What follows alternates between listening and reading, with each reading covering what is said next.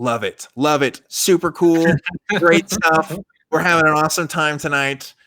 Maybe the coronavirus is infecting our operating system. No. I don't know. We'll get back to you in a sec, Tim. If anybody else wants to call in as well, we got some open lines. I'm going to switch over to Josh calling in from Reno. Josh, you're on Truth Wanted. What's going on?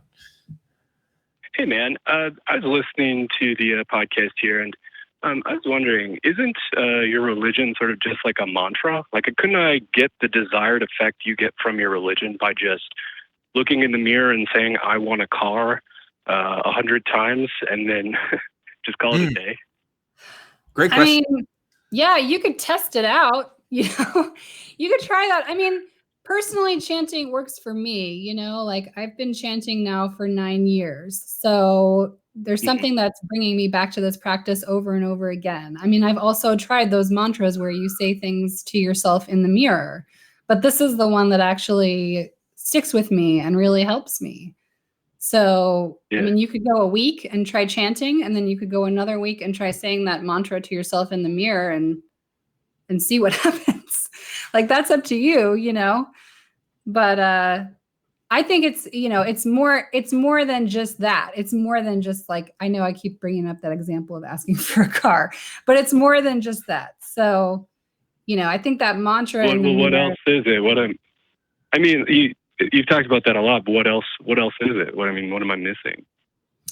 Yeah, I mean, I think it's like it's a lot deeper than that because it's also a philosophy. Daniel had asked me earlier about like the 3 tenets of this, which is faith, practice, and study. So a lot of what we do is also study based. So there's the practice of chanting Nam-myoho Renge Kyo, but there's also reading that we do from weekly and monthly publications, Living Buddhism and the World Tribune. Reading books written by Nichiren Daishonin or our president, Daisaku Ikeda, who's written many, many books. So, the more you study, the more you understand this philosophy and can ingrain it into your life. So that's what I mean by there's more than that. It's actually a philosophy. It's not just a mantra. So. You had also mentioned, if you don't mind, I'd like to ask one more question. Go for it, Josh. It's a philosophy. So people can have multiple religions, right? You could be a Catholic Buddhist. But doesn't that sort of conflict with itself? I mean, other religions are so clear-cut about not involving another religion in that sect. Doesn't it conflict with itself? I mean, how is that even possible? Yeah, I would love to answer that or comment on that, rather. It's a tough question to answer because, there are some really clear-cut distinctions between Catholicism, Judaism, Islam, all these major religions. At the same time, I think it comes to a cultural question because the experience of practicing a religion is really an individualized cultural experience where even if you have the same dogma as someone across the world from you, your cultural background for where you practice in may have a huge difference. So for us in the United States, SGI practitioners, we are Buddhists, but we also have these exposure to Christianity just by living in the United States. Or for me, I grew up Jewish, so my Buddhism is really flavored with Judaism as well. That said, in India, there's a huge SGI community that are greatly influenced by Hinduism. And so I think that we can try to make it very black and white, but in reality, it's a lot of gray area where even if the dogma says this is that religion and that is this religion, our actual practice and lived experience synthesizes them much more than separates them, if that makes sense. Sure. It doesn't, since the religion is so elastic and it's able to mold into any situation or other religion, isn't that concerning to you?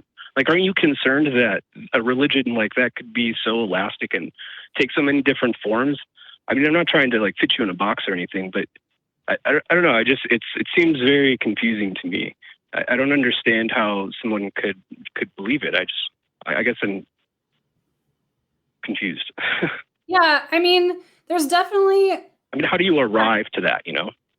How do you arrive to what? Sorry. How did you arrive to Buddhism is like the one true religion? I mean, I didn't arrive to this as necessarily being the one true religion. I just started practicing this and I found that it worked for me. I found that I was at a point in my life where I was suffering from extreme anxiety and depression. And someone told me about this practice. And at the time I was like, I'll try anything.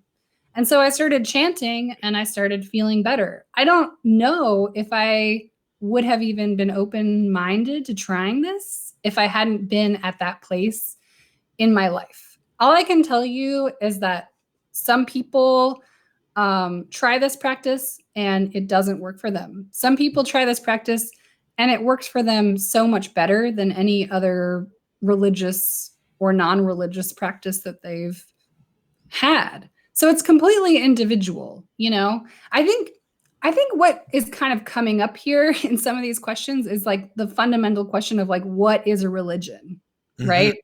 Like, what is a religion? Does a religion have to be, this is the only way and there's no other way? And there's certainly some practitioners of Nichiren and Buddhism who would say that this is the one true religion and that nothing else is going to give you benefits like this. I would say that it's just like, it's more of an individual thing. And, it's expedient means. So it's like, how quickly do you want to accomplish the things that you want to within yourself? And is this the right practice for that, for you individually? Because I can't tell you if this is going to be good for you or good for everybody, because everyone's an individual. So I don't know if that answers your question. Thanks for taking my call. Yeah, absolutely, Josh. And I just want to say too, like I'm not a Buddhist. I don't have skin in the game. But I can see how an atheist would pick up the practices that this specific school of Buddhism is putting out there without necessarily picking up the beliefs. I think there's a difference between the belief and the practice that, the example I was kind of thinking of in my head is, you could be a Christian and still have the ritual of going to the Super Bowl every year. And that ritual has nothing to do with your religion, but it's still an important ritual for you. It's still a practice that you do that's meaningful to you and gives meaning to your life. And so like, I think there's a parallel there. Again, I can't speak for these guys because this isn't my practice, but I can see how somebody could do that. Now, I also agree with you, Josh, that if we're talking about the mainstream canon of Western religions, if we're talking about like Christianity and Islam, most mainstream schools of thought, combining that with a lot of the Buddhist literature and a lot of the history of that, yeah, I think there's going to be some conflicts there that I certainly wouldn't know how to resolve. Maybe there's other people that would, but it is something interesting to think about. I'm certainly not going, I wouldn't go as far as to say that, it's all true and we're all just going to have to, figure it all out. Like I'm not one of those kinds of people, but I do see the value in some of this stuff. And I do see the value in having a practice that gives meaning to your life and is beneficial to you and your community. So, I can vibe with it on that stance. But Josh, I just want to say thanks for calling in for your great questions, and talking to our guests here, and really appreciate it. So, some great questions from people asking, because again, like I was kind of actually talking to Nicole and David before the show. I was like, look, people are approaching this from a totally different world. Like the Eastern philosophy world is totally different from like the Western philosophy